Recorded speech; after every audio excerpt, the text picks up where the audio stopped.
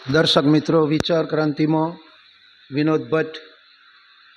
આજે આપણે ગ્લોવર કંપનીની અંદર યોગા દિવસની શાનદાર ઉજવણી કરવામાં આવી અને એ યોગા કેમ કરવો જોઈએ, પરિસ્થિતિની અંદર યોગાનું શું મહત્વ છે એ આજે આપણી પાસે ઉપસ્થિત બેનશ્રીને પૂછીશું।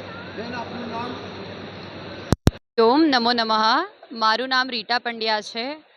અમારું યોગ સેન્ટર છે આશાશ્રય યોગા હબ।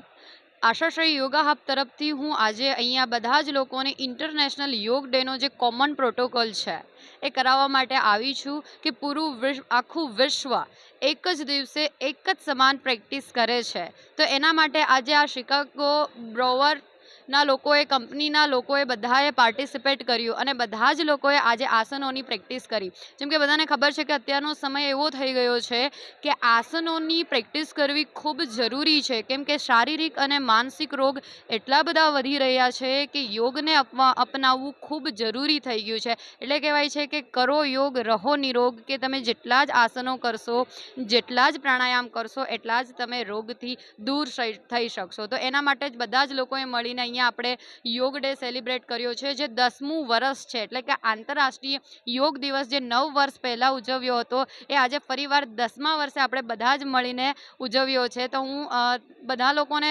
દિલથી ધન્યવાદ કહેવા માંગુ છું કે બધા જ લોકોએ આજે બહુ સરસ રીતે યોગ ડે ઉજવ્યો। Thank you so much.